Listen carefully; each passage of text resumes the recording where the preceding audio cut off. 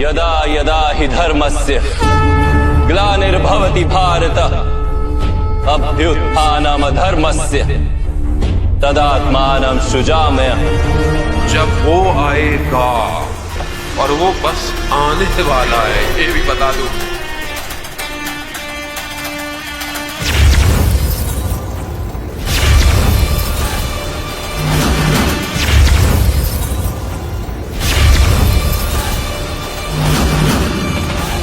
संत रामपाल जी महाराज सबके गुरु है।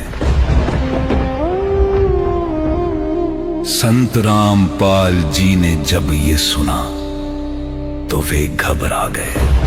ये सो पड़े हर मुसीबत बेटा,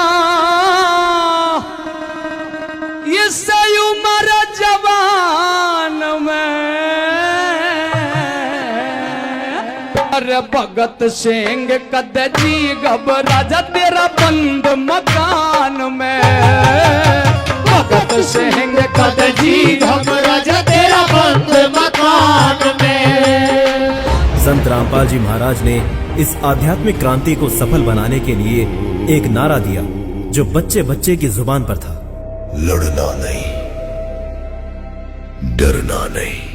ये सतलोक के स्वामी है, ये सतलोक के स्वामी है। घट घट के अंतर्यामी है, घट घट के अंतर्यामी है। सुंदर महलों को छोड़ सभी इन्हें जेल धाम में जाना पड़ा। सुंदर महलों को छोड़ सभी इन्हें जेल धाम में जाना पड़ा। दुनिया के दुख हरने वाले भगवान को भी दुख आन पड़ा। दुनिया के दुख हरने वाले भगवान को भी दुख आन पड़ा। आइए जानते हैं आखिर कौन है संत रामपाल जी महाराज और उनका इतिहास। मात पिता का नाम बता दे, किसने लाड लडाया। माँ इंद्रो पिता नंद राम कयो हंसता आंगण आया।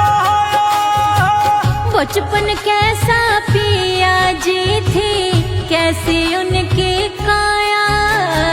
जन्म जात संस्कारी गोरी भक्ति में ध्यान लगाया। परमार्थ की सेज पे पिया सब चीज पड़ी लुटानी। परिवार का मोह छोड़ दिया रे, सबकी पीड़ पे छाड़ी। बुरा हाल हो गया था हमारा, नहीं किसे न जाने। जगत गुरु संत रामपाल की सुना दूं अमर कहानी। देखिए स्पेशल वीडियो 21 फरवरी 2026 को शनिवार दोपहर 12 बजे से दुनिया वालों सुन लो बात पते की फैक्टफुल डिबेट्स यूट्यूब चैनल पर।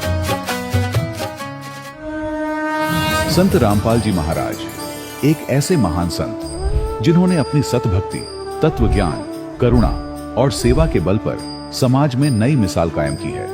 संत रामपाल जी महाराज की अगुवाई में उनके सभी सतलोक आश्रमों से समाज कल्याण के अद्भुत कार्यों ने समाज को सुनहरे भविष्य की एक नई उम्मीद दिखाई है। संत रामपाल जी महाराज से नाम दीक्षा लेने के बाद लाखों लोगों की लाइलाज बीमारियां जैसे कैंसर, एड्स आदि ठीक हुई। संत जी के ज्ञान से प्रेरित होकर उनके अनुयायियों ने लाखों यूनिट रक्तदान किया। संत जी ने लाखों बहन बेटियों का दहेज मुक्त विवाह करवाया।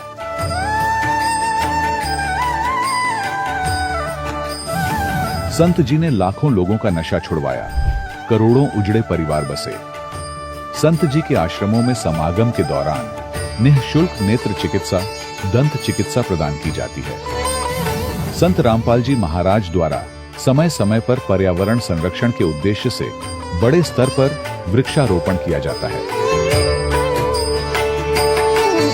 संत जी ने जरूरतमंदों को तत्काल राहत पहुंचाने के लिए एम्बुलेंस सेवा शुरू की। संत जी अपने अनुयायियों को देहदान के लिए प्रेरित करते हैं, जिससे मानवता की सेवा और चिकित्सा क्षेत्र में सुधार हो सके। संत रामपाल जी महाराज के सभी आश्रमों में हर रोज निशुल्क भंडारा आयोजित किया जाता है, जहां हर वर्ग, हर जाति और हर धर्म के लोग एक साथ बैठकर भोजन करते हैं।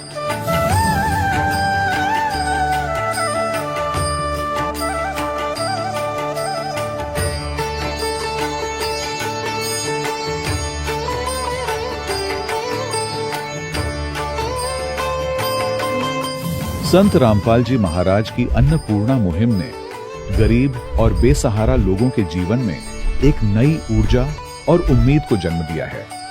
घर घर खाद्य सामग्री और जरूरी मदद पहुंचाकर संत रामपाल जी महाराज ने लोगों को दुख और मजबूरी से लड़ने की ताकत प्रदान की है।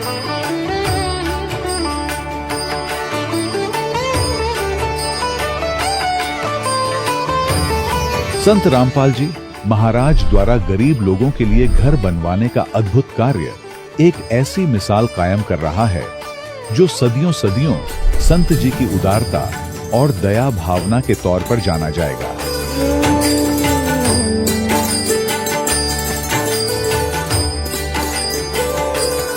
संत रामपाल जी महाराज ने हरियाणा सहित भारत के कई राज्यों में आई भीषण बाढ़ से अनेक गांवों और किसानों को बड़ी राहत दिलाई। तत्काल लाखों फुट पाइप और हजारों मोटर उपलब्ध कराकर किसानों के खेतों और गांवों में भरे बाढ़ के पानी को बाहर निकालकर उनको नया जीवन दान प्रदान किया।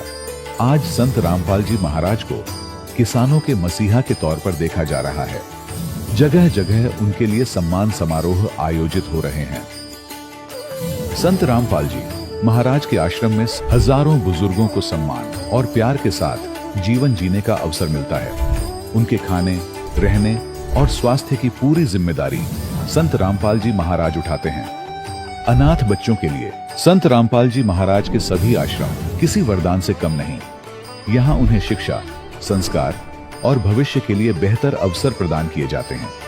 चाहे बाढ़ हो, भूकंप या महामारी, संत रामपाल जी महाराज और उनके अनुयायी हमेशा ही जरूरतमंदों के लिए सबसे आगे खड़े रहते हैं। कोविड महामारी के दौरान संत रामपाल जी महाराज के आश्रमों से करोड़ों लोगों के लिए भोजन, दवाइयां और जीवन रक्षक सामग्रियां उपलब्ध कराई गई। चाहे गरीब की मदद हो या किसी शोषित और पीड़ित वर्ग के हक और सम्मान की लड़ाई, संत रामपाल जी महाराज ने हमेशा ही उनकी दबी आवाज को सरकारों तक पहुंचाया है और उन्हें उचित न्याय दिलवाने में अहम भूमिका अदा की है। समाज में आध्यात्मिक और सामाजिक मूल्यों के प्रति जागरूकता लाने में संत रामपाल जी महाराज हर कदम पर मानवता के सच्चे सेवक साबित हुए हैं। संत रामपाल जी महाराज का जीवन हमें सिखाता है कि सच्ची सेवा वही है जो निस्वार्थ भाव से की जाए। आइए हम भी इस महान सेवा के कार्य में इस महान संत से जुड़ें और संत रामपाल जी महाराज से नाम दीक्षा लेकर अपने जीवन को धन्य बनाएं।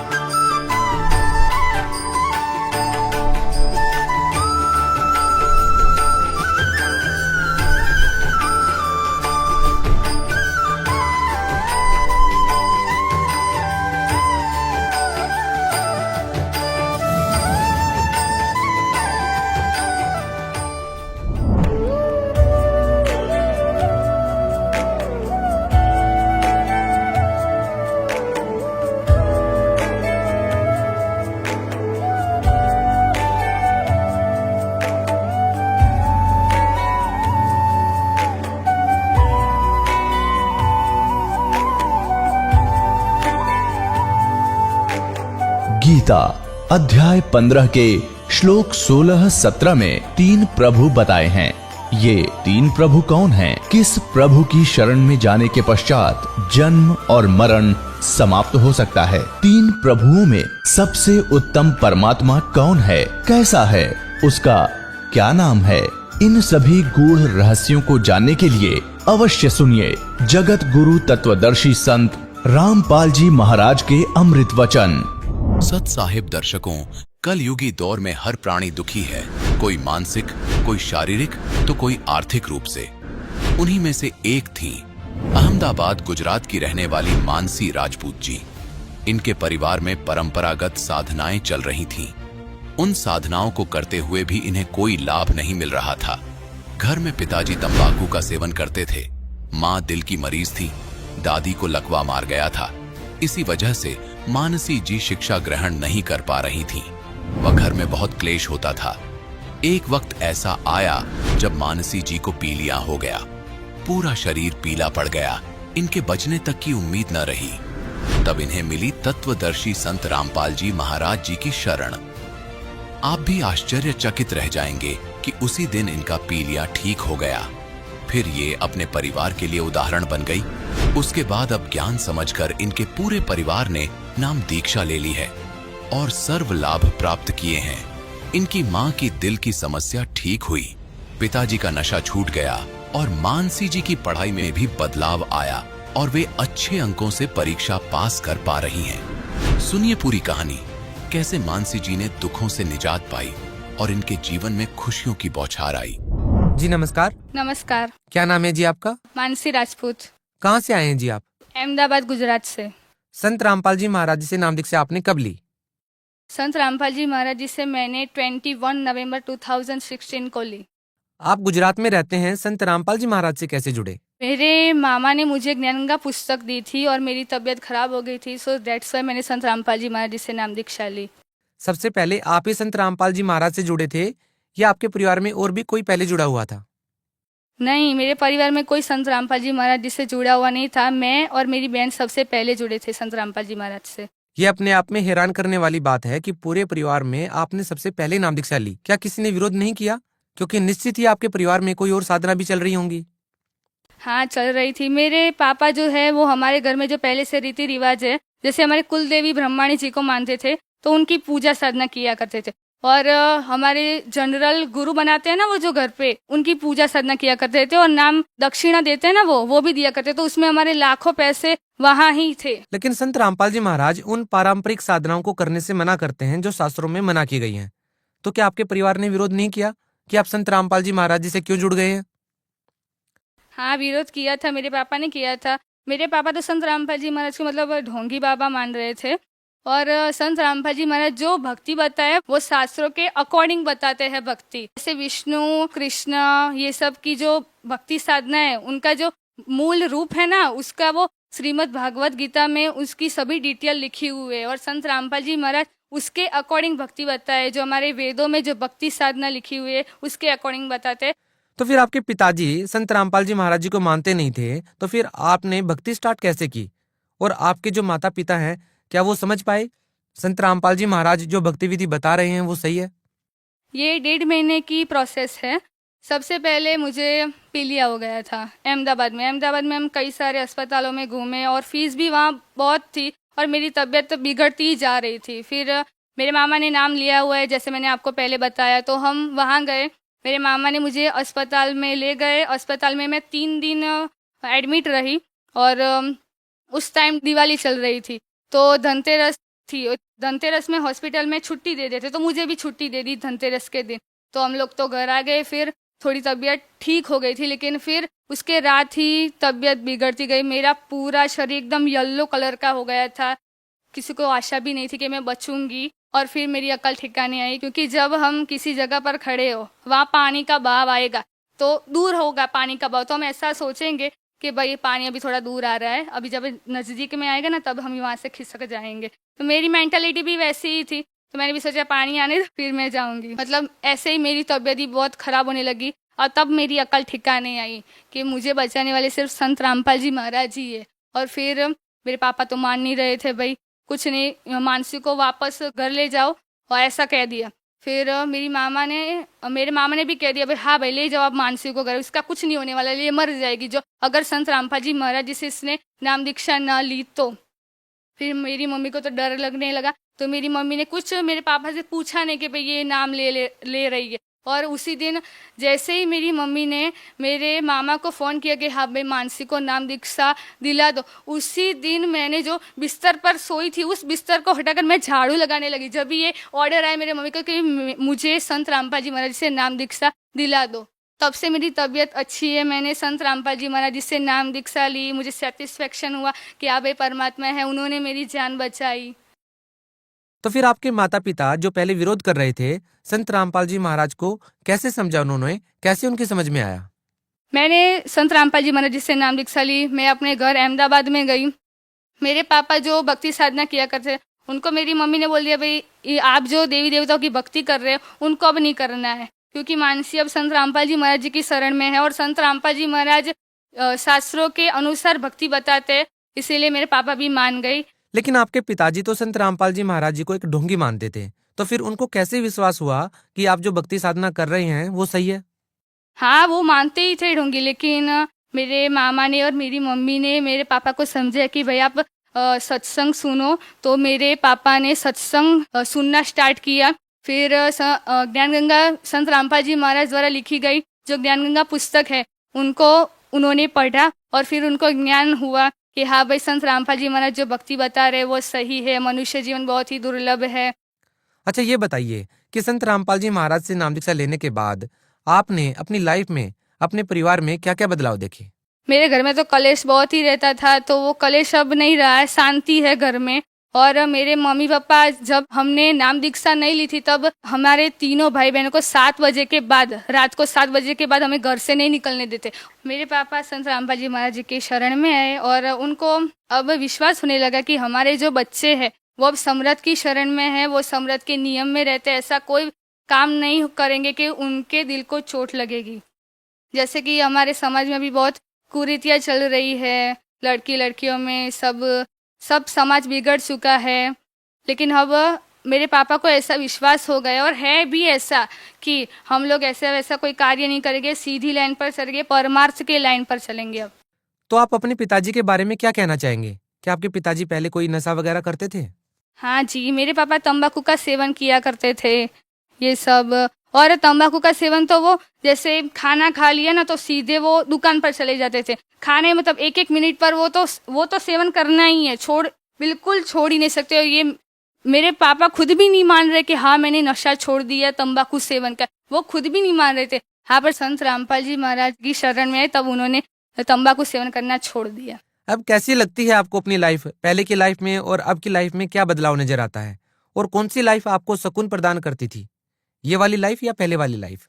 संत रामपाल जी महाराज जी से नाम दीक्षा लेने के बाद मुझे सेटिस्फेक्शन हुआ कि हाँ भाई परमात्मा है, मैं कोई आपत्ति में होगी तो वो मेरा साथ देंगे। और पहले की लाइफ थी मतलब मैं कोई कैद में नहीं रहती थी, वैसा लग रहा था। अब तो एकदम फुल फ्री माइंड में रहती हूँ। मेरा ये जुनून हो गया कि संत रामपाल जी महाराज द्वारा भक्ति जो बताई गई है उस भक्ति को करके मुझे सतलोक जाना है। बस आपसे एक बात और जानना चाहेंगे कि अक्सर जो लोग संत रामपाल जी महाराज से नाम दीक्षा लेते हैं उनको बहुत सारे शारीरिक लाभ होते हैं।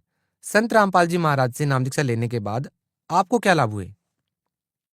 संत रामपाल जी महाराज जी से नाम दीक्षा लेने के बाद पहले तो मेरी तबीयत ठीक हो गई। वो फिर मेरी मम्मी को ऐसे जो हार्ट में ना कुछ ऐसी प्रॉब्लम होती थी, जो कपड़े धो रही हूँ तो सीधे बाहर निकल जाती थी, उसके मतलब ऐसी मेंटालिटी हो गई है कि मुझे कोई कुछ हो रहा है अंदर अंदर। तो वो संत रामपाल जी महाराज जी से नाम दीक्षा ली, तब से वो तकलीफ अब ठीक हो गई है। फिर मेरी दादी को लकवा मार गया था और मेरी दादी ने भी संत रामपाल जी महाराज द्वारा लिखी गई ज्ञान गंगा पुस्तक पढ़ी। फिर उनको भी विश्वास हुआ कि ये भाई भगवान है, तो उन्होंने भी नाम दीक्षा ली। तब से उनका पैर एकदम सही है और वो उनको जो कबीर भंडारा हुआ था उसमें वो चल कर गई थी अपने आप, हमने किसी ने भी उनको हाथ नहीं लगाया था। इतनी परमात्मा की दया, संत रामपाल जी महाराज जी की इतनी दया है। और कुछ लाभ हुआ? मेरे पापा 1 साल तक जॉब में नहीं गए थे और कहीं से भी हमारी इनकम ही नहीं थी। अभी हम सोच रहे थे भाई कैसे रोटी खाएंगे, कैसे हम हमारा घर कैसे चलाएंगे, फीस कैसे भरेंगे, ये सब हमें चिंता में लग रहे थे।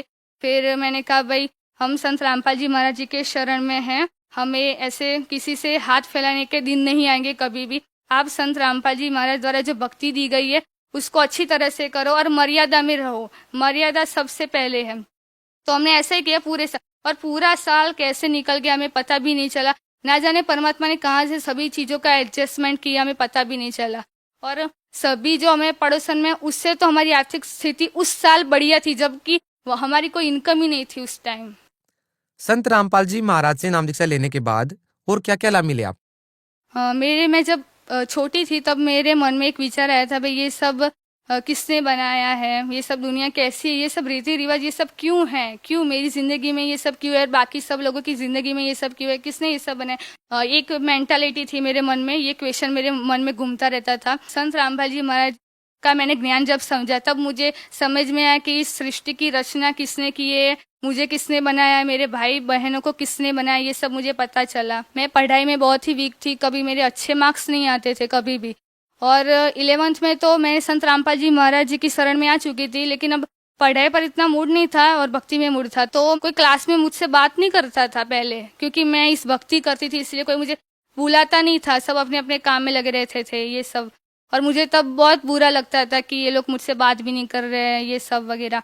तो मैंने संत रामपाल जी महाराज जी से कहा कि भाई मालिक, मेरी लाज रखना, क्लास में मेरे कम मार्क्स ना आए, ये देखना परमात्मा। तो परमात्मा ने देखा ही। फर्स्ट एग्जाम में मैंने कोई रात दिन मेहनत नहीं की थी, फिर भी परमात्मा ने मुझे 82% दिए थे, जबकि कोई भी मेहनत नहीं थी। मैं खुद चौंक गई थी। और जब सेकंड एग्जाम आई ना, तब भी वही सिचुएशन रही कि मेरे फिर से 82% ही आए, जबकि मैंने कोई मेहनत ही नहीं की थी। और फिर तीसरी एग्जाम में तो मैंने बंदी छोड़ को कहा, संत रामपाल जी महाराज जी को कहा कि परमात्मा, अपने 2 एग्जाम में तो मुझे निकाल दिया आगे, लेकिन अब तीसरी एग्जाम में परमात्मा देखना, क्योंकि अगर आपने नहीं देखा ना तो सब लोग समझेंगे कि मैंने एग्जाम में बेईमानी की है, आप लाज रखना मेरी। तो परमात्मा ने तीसरे एग्जाम में तो मुझे 88% दिए मालिक ने। यार मैं तो चौंक गई, मुझे तो विश्वास ही नहीं हो रहा था। बहन जी, भगत समाज को आप क्या संदेश देना चाहेंगे?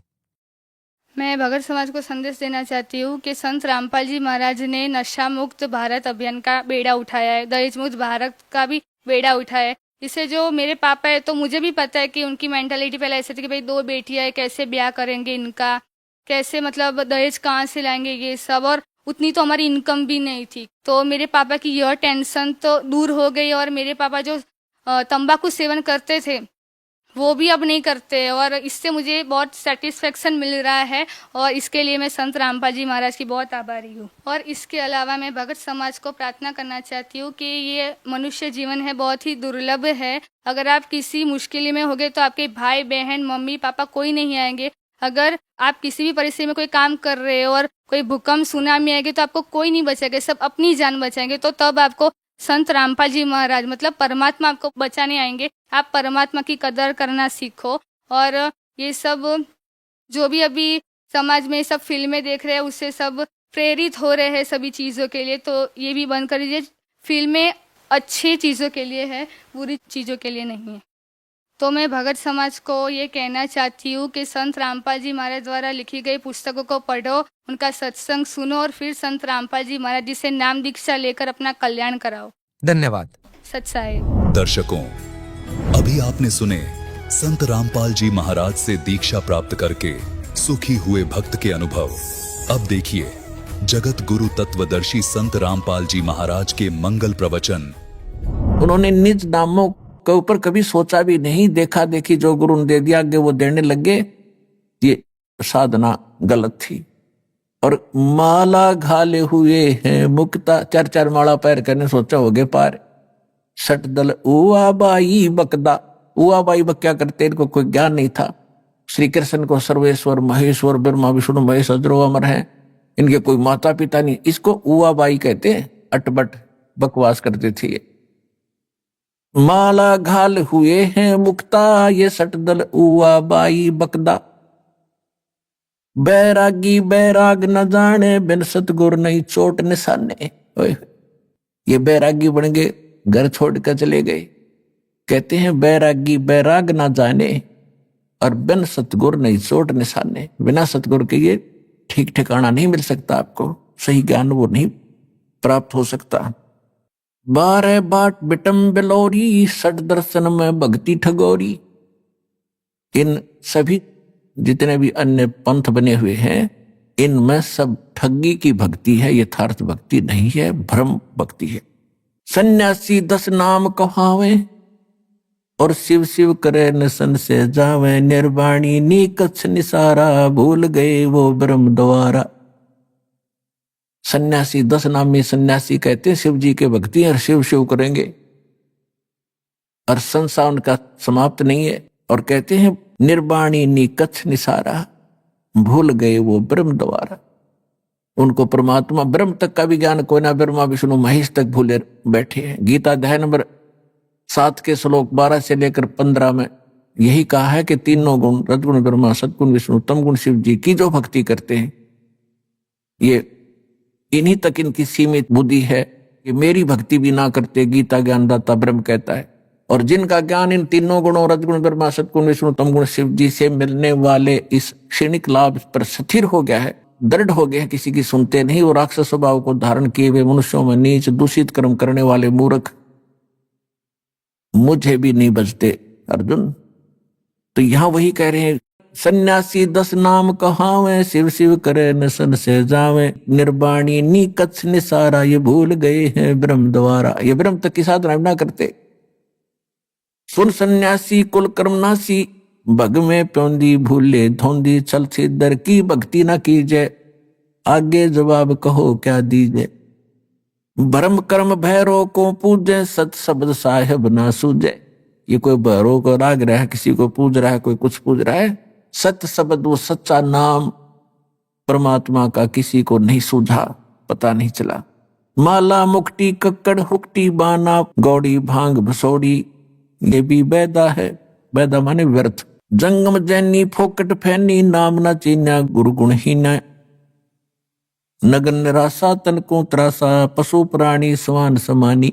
कहती ये जैनी लोग घूम रहे हैं नंगे, कहते पशु पक्षी भी नंगे घूमते, फिर उनसे पहले तो उनकी मुक्ति हो जाएगी जो जन्म से नंगे रहते हैं। नहीं, परमात्मा ने बुद्धि दी है, अपना जैसा उचित है वैसा कपड़ा ढक के और अपनी भक्ति करो। इंसान में कुछ शिष्टाचार होता है, उसको अपना कर रहो, सभ्यता से रहें।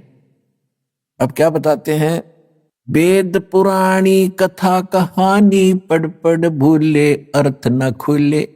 वेद पुराणों को पढ़ा, कथा कहानी सुना दी, उनमें वास्तविकता क्या अर्थ है, क्या उसका सारांश बनता है, ये उनसे खुले नहीं, निर्णय नहीं कर सके, जिस कारण से इन्होंने सत साधना ना करके और ड्रामा शुरू कर दिया। फिर क्या बताते हैं, बैरागी सन्यासी सेवड़े, ये तन पर छार लगावे हैं, 500 नार 2500 लड़के, धुंधुधार मचावे हैं। कंठी माला और मृगछाला, ये सिर पे जटा रखावे हैं, ढोलक ताल झालरी पीटे, फिर ताना री री गावे हैं। कहती है भक्ति है।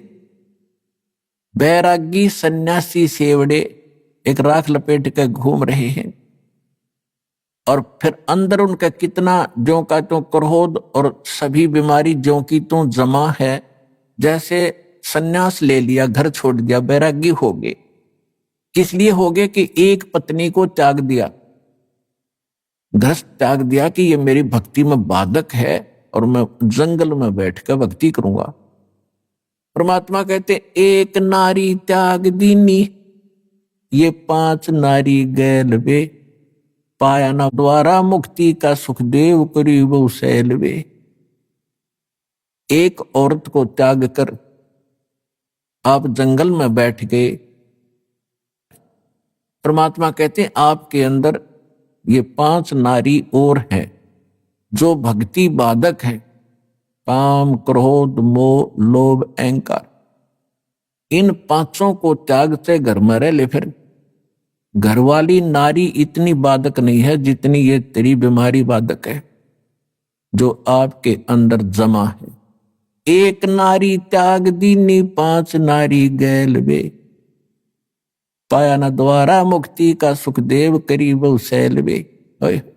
कहते सुखदेव जैसा वैरागी तो नहीं हो सकता, मां के गर्भ से निकलकर भाग गया था उठ के, और जब तक सतगुरु नहीं मिले उसने पता नहीं कहां कहां तक भटका था, स्वर्ग में भी चला जाता था, उसका मोक्ष नहीं हुआ। तो सतगुरु के बिना, पूर्ण संत के बिना ये बीमारी कटे नहीं जो जन्म और मरण की। बैरागी सन्यासी सेवड़े तन पर छार लगावे हैं, 500 नार 2500 लड़के धूंधू दार मचावे हैं। 500 नार या काम क्रोध मोह लोभ अहंकारियों के नु जमा तुम्हारे अंदर। कंठी माला और मृगछाला सिर पे जटा रखावे हैं, ढोलक ताल झालरी पीटे तो नारी री गावे हैं। ये माता का जागरण करेंगे या बेंजू बेंजू बांध कर फिर गीत गावेंगे, शब्द गावेंगे, ये कोई भक्ति है? अपने आत्मा हमने भक्ति का पता ही नहीं था। अब जैसे ये दास प्रारंभ में जब भक्ति मार्ग पर लगा तो इस यथार्थ भक्ति का प्रकाश नहीं था गरीबदास जी के पंथ में।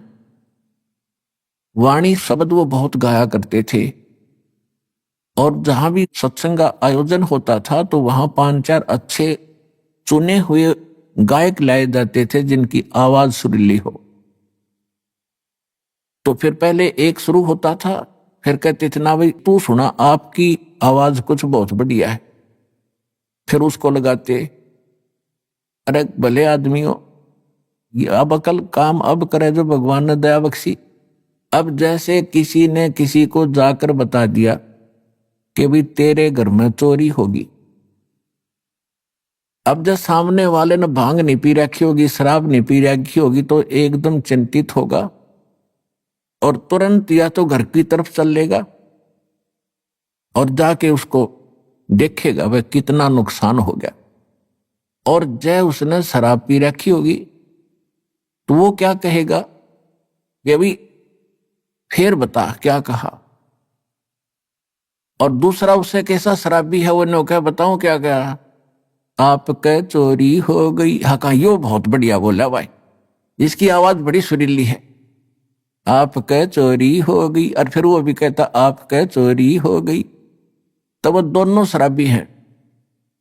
तो अब जैसे जब दास देखा करता था वो भी गा रहे हैं कि अनमोल जीवन तुम्हारा नष्ट हो रहा है, परमात्मा की वाणी गा रहे हैं, सत्य नाम बिना सतगुरु बिना मोक्ष नहीं। सुनने वाले भी गेल गा रहे हैं, गुरु बिन मोक्ष नहीं, सतनाम बिना मुक्ति नहीं, और सतनाम किसी के पास नहीं। वो तो ऐसे हैं जैसे एक बार किसी ने कोई तोता पकड़ दिया, तोता,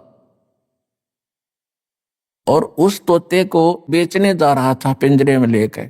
एक भक्त संत साधु मिला, उसने देखा कि यह पक्षी जंगल में घूमने वाला है और ये कैद हो गया। तोते की आयु बहुत लंबी होती है, मनुष्य से भी ज्यादा होती है, और ये सारी उम्र कैद रहेगा, क्यों ना इसको मुक्त करा दूं। उसने तोता बेचने वाले से पूछा भी इसका मूल्य बता, कितने में बेचता। उसने कहा 5 रुपए लूंगा पिंजरे समेत। ले भाई 5 रुपए ले और दे। अब उस तोते को लेकर वो महात्मा घर ले आया अपने कुटिया में और उससे कहा कि भाई तोता तू कैसे फंसा बच्चा। तोते ने बताया जी शिकारी आया था, उसने जंगल में दाने डाल दिए, जाल बिछा रखा था, मैंने देखा नहीं, मैं लालच में आ गए, वो दाने खाने के लिए आ गया और मैं फंस गया। संत ने कहा कि भाई यदि मैं तुझे छोड़ दूं तो फिर तो ये गलती नहीं करेगा। अगना जी कत्ते नहीं करूं, तो सुन ले। और आप वहां जाकर सारे तेरे साथियों ने भी बता दिए क्या कि एक मूल मंत्र बताता हूं। अब बताओ भाई, पर दी आवेगा शिकारी, जाल डालेगा, दाने डालेगा, हम दाने नहीं खाएंगे तो फंसेंगे नहीं। बोला जी ठीक है। उसको 10-20 दिन खूब वो रटवा दिया, तोता ठीक बोलने लग गया। जा भाई, जाते ही सब ने सिखा दिया। कहा जी जाते सब ने सिखाऊंगा।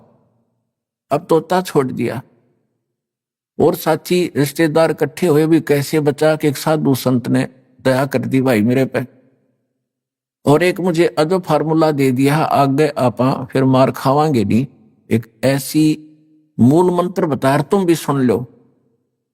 शिकारी आवेगा और दाने डालेगा, जाल बिछावेगा, हम दाने नहीं खाएंगे तो हम फंसेंगे नहीं। कहा भाई, रोज आरती करें वृक्ष पर बैठ के, सारे शाम और दिन में ये गोट लिया, उन्हें गायत्री मंत्र बना दिया। एक दिन शिकारी वहां पहुंचा, उसने देखा तोते तो भाई किसी ने शिक्षा दे दी इनको, ये तो बोल रहे हैं कि शिकारी आवेगा, दाने डालेगा, जाल बिछावेगा, हम खाएंगे नहीं तो हम फंसेंगे नहीं।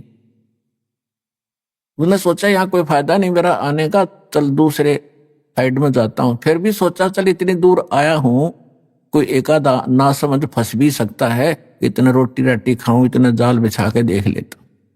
उसने दाने डालकर जाल बिछा कर बैठ गया एकलो वृक्ष के नीचे।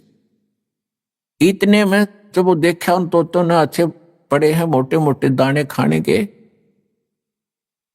तो सबसे पहले वो आया जो उन्हें शिक्षा दिया था, अब भूख लाग रही है, चलो भाई आ गया माल, और फटाफट वहां पहुंच गए। और सारे देखा देखी उसके चेले भी उसके अंदर जाल में। उस शिकारी ने सोचा है तो मुंह रखे बांडे बांडे थे, न ज्ञान कुछ नहीं, उन्होंने पकड़ के जाल खींच ली सारे जाल के अंदर। अब जाल में बंद हो रहे हैं तब भी वो यही गीत गा रहे हैं, पर दिया होगा जाल डालेगा, हम दाने नहीं खाओगे तो हम फंसेंगे नहीं। अब वो शिकारी उस जाल को उठा के कंधे पर डालकर चल पड़ा पीछे। वो अब सारे तोते पीछे फिर भी यही गीत गा रहे हैं, शिकारी आवेगा जाल डालेगा और दाने डालेंगे, दाने नहीं खाएंगे तो फंसेंगे नहीं। अब उधर से वो रास्ते में शिकारी को वो गुरु फिर मिल गया, वो संत। उसने देखा ये गायत्री मंत्र तो मेरा पढ़ रहे हैं, ये कुकर चक्कर पड़ा भाई सारा। उसने देखा को हो ये तो गांव गांव थे। अब उस संत ने ऐसे ताली बजाई, क्योंकि जब वो तोता घना बोला करता, जब वो पकड़ रखा था पिंजरे में और उसको सिखाया करता था, वो डटा नहीं डटे था। जब उसने ताली बजाकर वो क्या करता वो गुरुजी, तो उसने वो ताली ऐसे थैली बजाई। उसने देखा वो कोड वर्ड, अगे तो गुरुजी खड़े हैं। उसने देखा सचमुच, तो गुरुजी ने कहा ऐसे संकेत किया कि ऐसे कर लो, मुर्दे जैसा स्वरूप बना लो। तो उस तोते ने आंखें पलट ली, जैसे मर गया। तो चेले भी देखा करे थे, जैसे वो करे तो सारा ने ऐसे कर लिया। अब शिकारी ने सोचा है तो सारे मर गए भाई, तो उसने सारे पटक दिए उड़े। भाई क्यों बोझ मरता जाऊं इतनी दूरी, तो सारे इनकी आंखें पलट गई। शिकारी चला गया। जब गुरुजी आए, निकम्यो ये बातें कहने सुन की नहीं, ये कर पाड़न की है। तो पुण्यात्माओं इब्दास भेजा आपको संकेत बता रहा है कि गीत गान के नहीं, यू काम करने का है।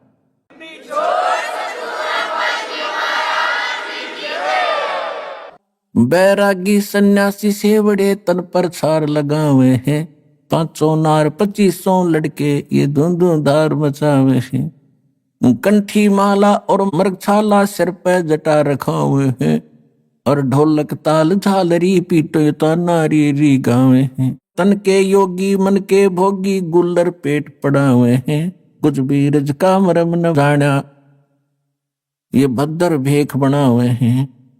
करवा और कोपी न लिए जो बनखट गुफा बना हुए हैं, खुदा कुत्ती घट में दूती फिर गृह द्वारे आवे हैं।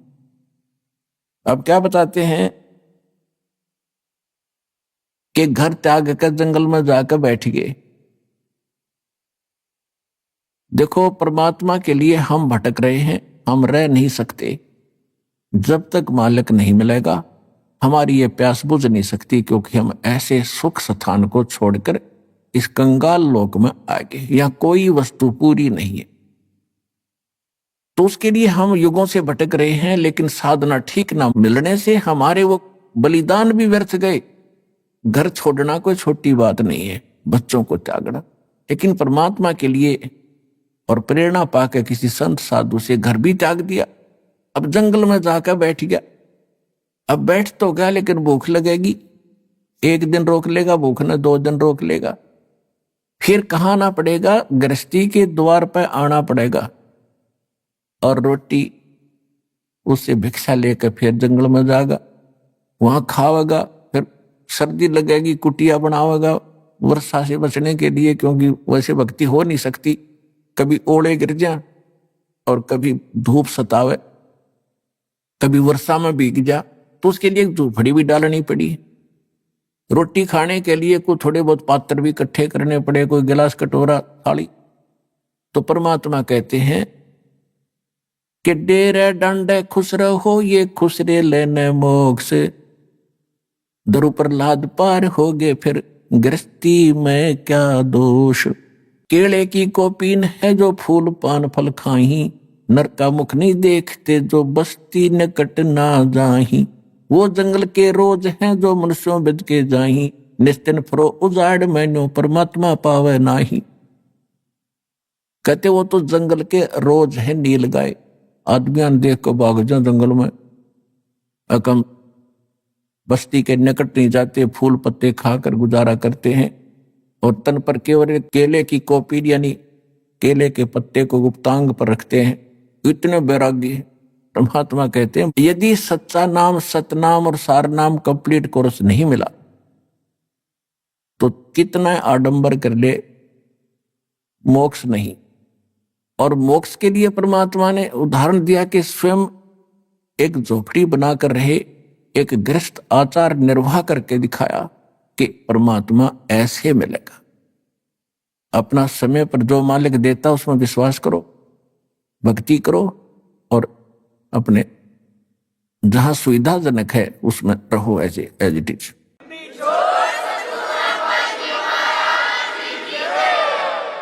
अब इन बाहर जाने के बाद आप देखते हो इनमें भांग पीण की बीमारी लग गए साधु संतों में। क्यों लगती है?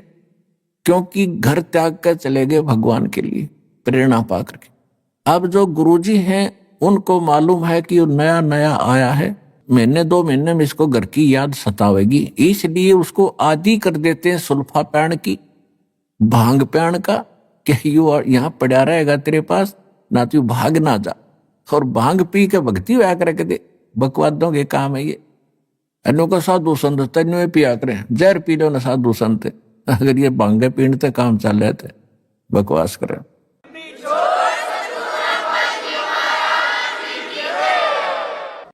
अब परमात्मा से प्राप्त ज्ञान को कैसे बताते हैं? मैं तो दे दी है बाल में बैरे नू, मैं तो दे दिए बाल में बैरे नू, मैं तो दे दी है बाल में बैरे नू, मैं तो दे दिए बाल में बैरे नू। अब ये आत्मा रो रही है। गरीबदास साहिब जी उसको कैसे चित्रार्थ कर रहे हैं? ये आत्मा अब रो रही है कि इस मन के साथ मेरा संयोग जोड़ दिया, जो केवल उल्टे काम में प्रसन्न रहता है और सही काम में ये दिक्कत पैदा करता है।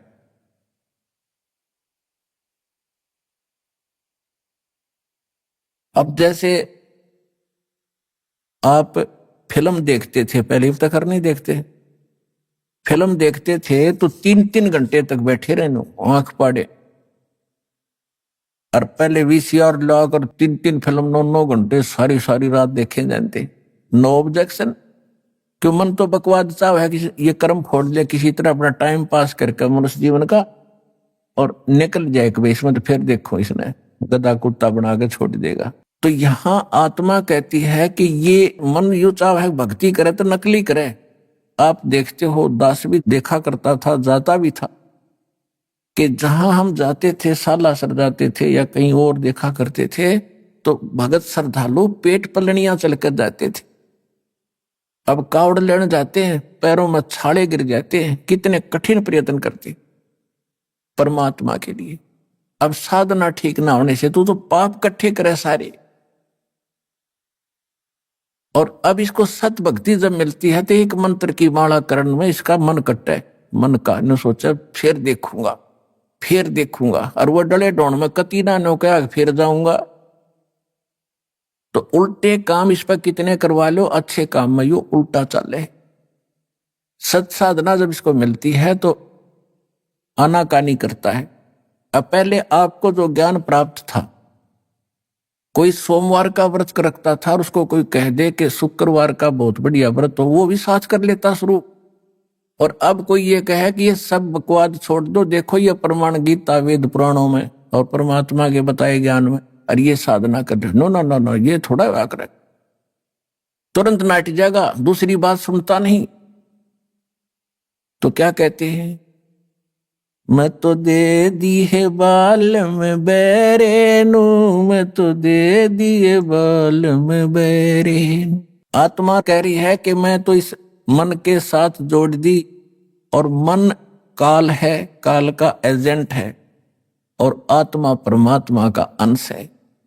संसारी दी गल्ला चिन्ह ये नहीं बूझे शब्द जो गहरे नु, संसारी दी गल्ला चिने, नहीं बूझे शब्द जो गहरे नु, मुर्दों से ती प्रीत लगावे न जाने सतगुरु मेरे नु, मैं तो दे दी है बालम बैरे नु, मैं तो दे दिए बालम बैरे नु। श्वेत छतर सिर मुकुट बिराजे, देखत ना उस चेहरे नु। गरीबदास जी कह रहे हैं मैं देख रहा हूं भगवान को, सिर पर मुकुट है, श्वेत छत्र है दाता के ऊपर, श्वेत छत्र सिर मुकुट विराजे, देखत ना उस चेहरे नु। ऊंची थड़ियां ये खेती बोवे, भूल गए निज डेरे नु। ऊंची थड़ियां खेती बोवे, ये भूल गए निज डेरे नु, मैं तो दे दी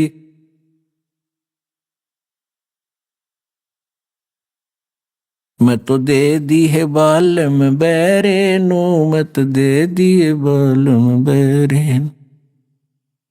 ये संसार समझदा नाही, कहंदा श्याम दोपहरे नु।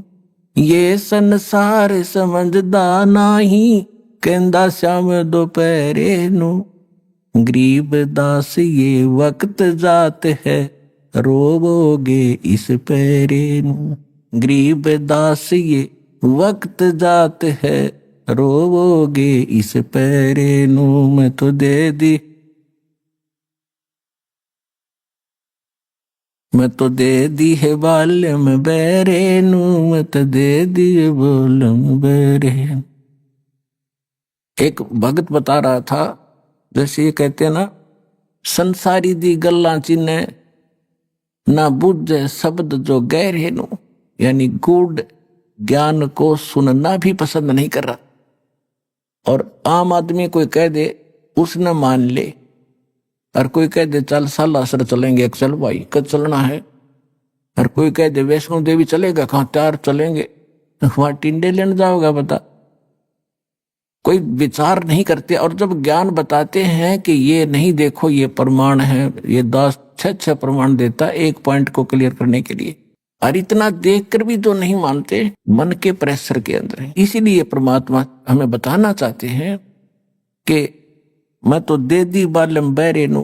अब जैसे एक भगत बता रहा था कि मैं अपने साथी ने, घना मित्र था मेरा, जब ये सत्संग मैंने सुना, ज्ञान नाम लिया, मैं सत्संग में आने लगा, तो मैंने उसको कहा कि अभी सत्संग में चलेगा मेरे साथ, कि अभी फिर देखूंगा, अभी टाइम को नहीं, अब समय नहीं है, फिर देखूंगा। नाट सका नहीं था कि दोस्ती थी।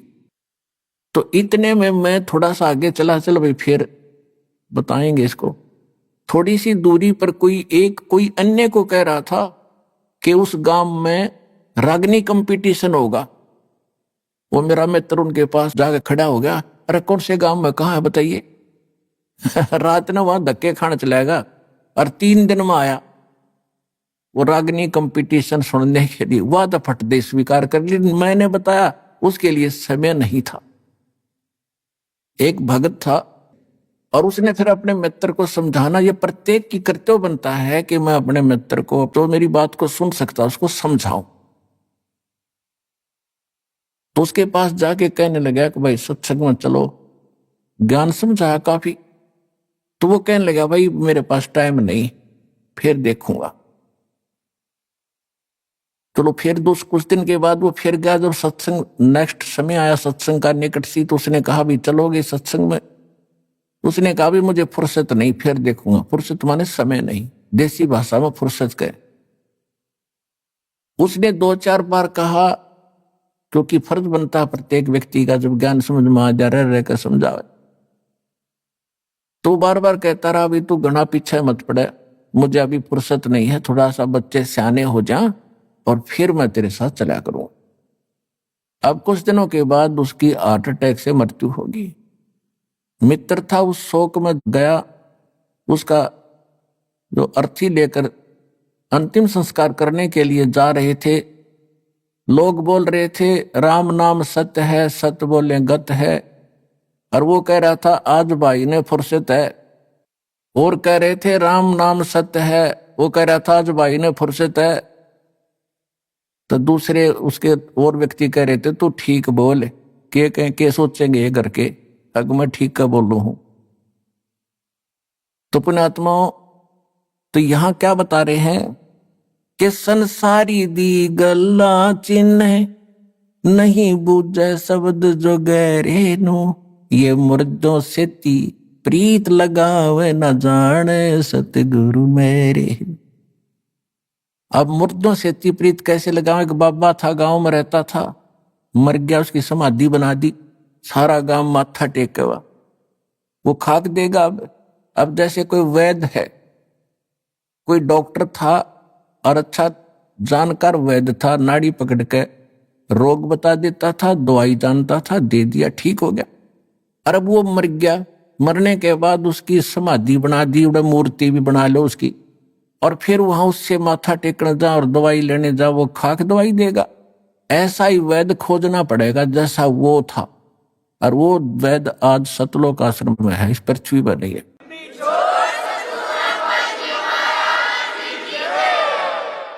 अब क्या बताते हैं?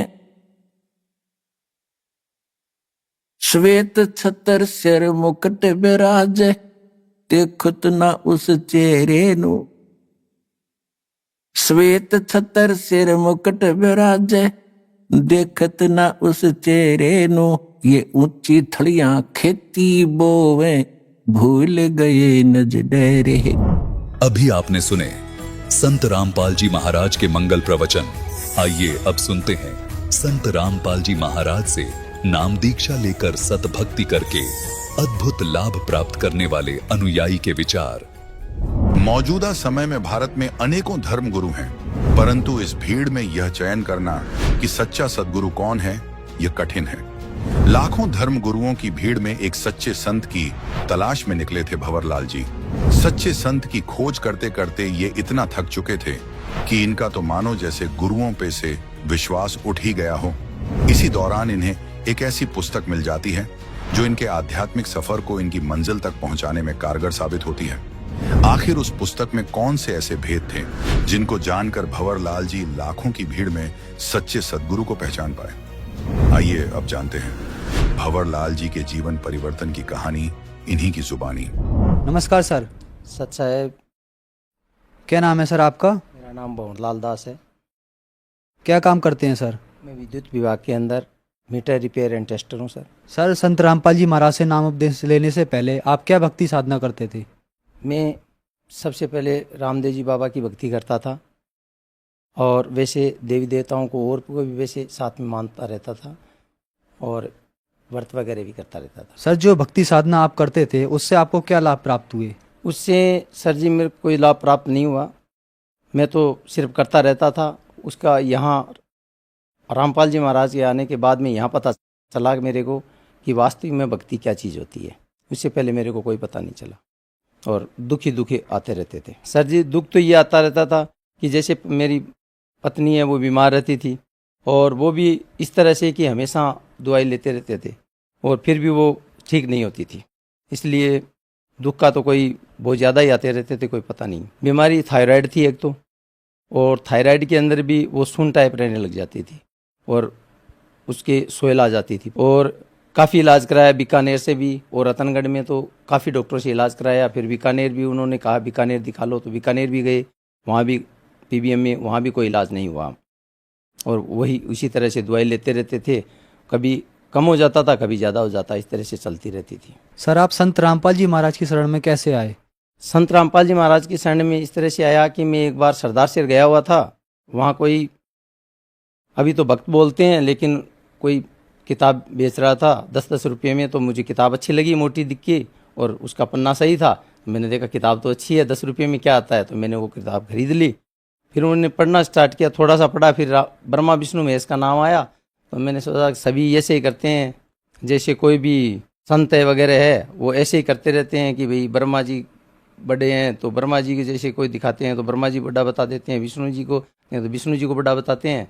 सीरियल के अंदर भी ऐसे देखते रहते थे, लेकिन ये कोई नहीं बताता कि वास्तव में भगवान कौन है और परमात्मा किसको कहते हैं, ये कोई नहीं बताता था। फिर एक बार हमारे भगत जी हैं पास में ही, वो हमारे घर पे आए और वो आके कहा कि भगत जी मैंने तो गुरु धारण कर लिया है।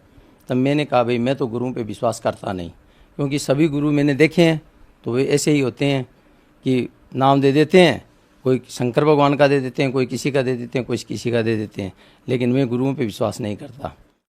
तब कहा कि नहीं मैं आपको किताब ला के दूंगा एक, तो वो आप पढ़ना, ज्ञान गंगा। जब ज्ञान गंगा का नाम लिया उन्होंने तो मेरे वो 1.5 साल 2 साल पीछे जो किताब ली थी ज्ञान गंगा, वो याद आ गई कि मेरे ये पास पढ़ी है वो किताब। तो तब कहा कि ये हो ही नहीं सकता। जब मैंने किताब उनको ला के दी, वो एकदम मिल गई, एकदम ठाई जैसे कोई रखी हुई हो वैसे मिल गई। तो मैंने वो किताब उनके ला के दी, तो किताब तो यही है, तो आपने पढ़ी क्या? वो मैंने ये किताब पढ़ी तो नहीं, कि मेरे कहने से एक बार पढ़ो। तो मैंने वो किताब पढ़ी। पढ़ने में सर जी एकदम से मैं चकित हो गया। वास्तव में प्रमाण सहित उन्होंने दिया हुआ था, सभी गीता वेद वगैरह जो भी थे प्रमाण सहित थे। मैंने उनको फ़ोन लगाया कि अब कब जाओगे आप? कि अब तो 1 महीने बाद जाऊंगा, क्यों 1 महीने बाद में हाजिरी लगेगी। फिर मैं उनको लेके वो गए, उस टाइम मैं उनके साथ गया, मैंने नाम दीक्षा ली। नाम दीक्षा लेने के बाद में वहाँ पे गुरुजी से मैंने आशीर्वाद दिया, रामपाल जी महाराज से। तो मेरा शरीर ऐसे हो गया जैसे एकदम हल्का फुल्का। पहले ऐसे लगता था जैसे कोई एकदम से वजन हो शरीर के ऊपर, वो नहीं रहा, एकदम से हल्का फुल्का हो गया मेरा और मेरी पत्नी दोनों का ही इस तरह से हो गया। मैंने वास्तव में अपने सही जगह आए हैं और वास्तव में भक्ति यही है। इसलिए इस तरह से मैं रामपाल जी महाराज की शरण में आया। सर, संत रामपाल जी महाराज की शरण में आने के बाद आपको क्या लाभ प्राप्त हुए? संत रामपाल जी महाराज की शरण में आने के बाद सबसे पहले ये लाभ प्राप्त हुआ कि मेरी पत्नी है जो बीमार रहती थी काफ़ी, उनके थायराइड थी और थायराइड भी स्टेप ज़्यादा था उनका, जो दवाई काफ़ी लेनी पड़ती थी, 150 mg वो दवाई लेनी पड़ती थी। तो उन्होंने मतलब वहाँ जाने के बाद में डॉक्टर ने दिखाया तो उन्होंने कहा भैया कि ये तो दवाई ज़िंदगी भर लेनी पड़ेगी आपको। मैंने कहा ठीक है भाई, लेनी पड़ेगी तो अब इलाज भी क्या है। पर रामपाल जी महाराज की शरण में जाने के बाद में फिर दिखाया तो उनको वो जितनी थी वो तो 50 mg के लगभग आ गई, धीरे धीरे वो कम होती चली गई। आज भी वो टेबलेट लेती है लेकिन एकदम कम है, वो 25 mg की इस तरह से लेती है, इसलिए वो कोई ज़्यादा दिक्कत नहीं है, ना सोहलाती उनके। और वो संत रामपाल जी महाराज की दया से अब ठीक है मतलब। और एक उनके क्या है कि परिवार के अंदर ऐसा ही रोग है कि जैसे पहले तो वो सुन टाइप हो जाते हैं, उसके बाद में यादाश्त धीरे धीरे भूल जाते हैं, और यादाश्त भूलने के बाद वो क्या है कि धीरे धीरे वो चलना फिरना भी बंद हो जाता है और पलंग के ऊपर आ जाते हैं। वो पलंग के ऊपर आने के बाद में वो क्या है कि इसमें ये स्थिति हो जाती है कि वो किसी को पहचानते भी नहीं और लास्ट के अंदर वो ख़त्म हो जाते हैं। वो स्थिति मेरी पत्नी को होने लग गई थी, मतलब धीरे धीरे वो होने लग गई थी पहले। तो वो अब लगभग एकदम सही है करीबन, मतलब वो यादाश्त भी है, कोई दिक्कत नहीं है, काम भी करती है। पहले वो काम वगैरह भी वो भूल जाती थी, यहाँ कोई चीज़ रख दी वो सब भूल जाती थी, अब नहीं भूलती, वो सही है। और बताना चाहूँगा मैं एक बार सरदार शहर से आ रहा था और आने घी लेके आया था और रात को सो गया, और जहाँ मैंने पूजा की करता था रामदेव जी बाबा की, वहाँ मैंने रख दिया।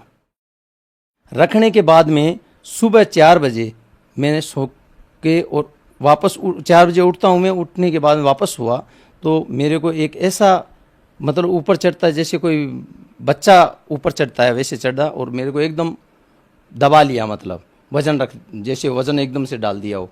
उससे मैं क्या है कि एकदम से घबरा गया, मैं कारण क्या हुआ, ऐसे ही हो गया होगा अपन। फिर वही दूसरे दिन भी वही हालत रही, इस तरह से मैं परेशान हो गया, हमको ये करें क्या। तो मैंने काफ़ी 20-25 हज़ार रुपये 30 हज़ार रुपये लगा दिए सर जी, लेकिन वो सही नहीं हुआ। रामपाल जी महाराज की शरण में जाने के बाद में जिस दिन मैंने नाम लिया उस दिन से एकदम ख़त्म हो गया वो, और आज तक कोई दिक्कत नहीं हुई। मैंने एक दिन ऐसे भी सोच लिया कि हो सकता है ऐसे ही हो गया हो, तो वही स्थिति नाम खंडित हो गया था मेरा, तो वापस हुई। तो वापस होने के बाद में मैं जैसे ही नाम स्मरण किया, जैसे किसी रजाई को भगा देते हैं, इस तरह से वो एकदम हट गया। ये जो भूत प्रेत की समस्या थी वो पहले मेरे साथ थी, उसके बाद में मेरे बच्ची के साथ होने लग गई थी। जो मेरी बच्ची भी साथ आई है, आप उन्हीं से पूछिए। क्या नाम है बहन जी आपका? मेरा नाम मनीषा है।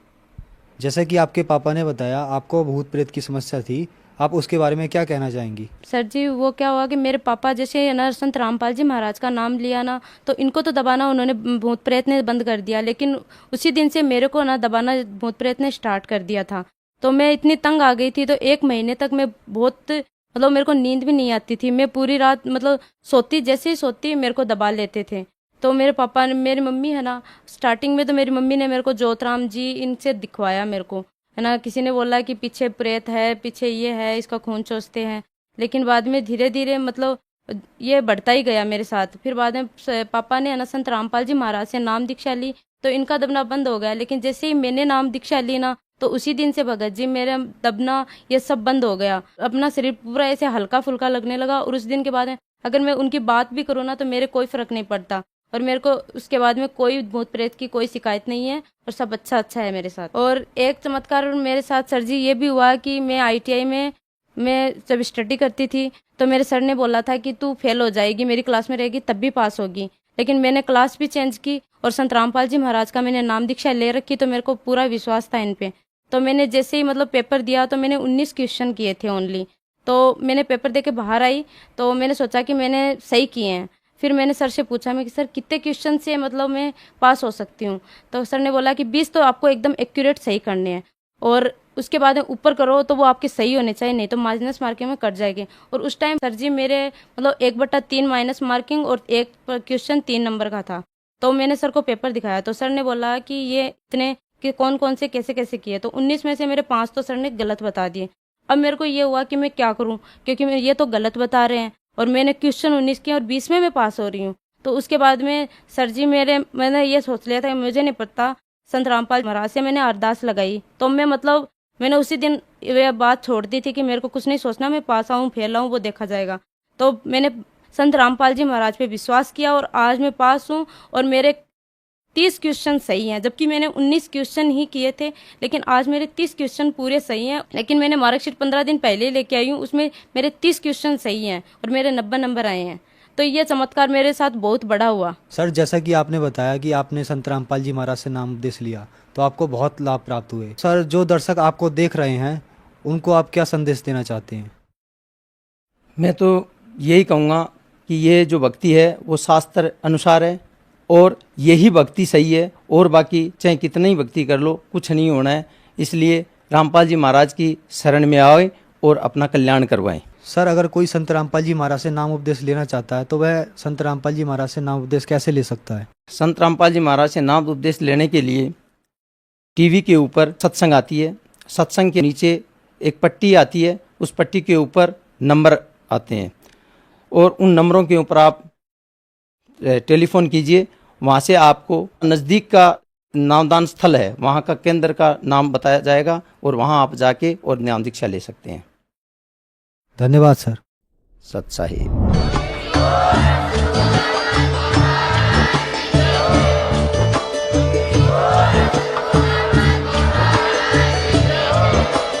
आप सुन रहे थे जगत गुरु तत्वदर्शी संत रामपाल जी महाराज जी के मंगल प्रवचन। अधिक जानकारी के लिए विजिट कीजिए हमारी वेबसाइट www.jagatgururampalji.org। संत रामपाल जी महाराज जी के शुभ आशीर्वाद से पूरे विश्व भर में 500 से भी ज्यादा नाम दीक्षा केंद्र हैं, जिन पर संत रामपाल जी महाराज जी द्वारा ऑनलाइन निशुल्क नाम दीक्षा दी जा रही है। अपने नजदीकी नाम दीक्षा केंद्र का पता करने के लिए संपर्क करें 8222880541।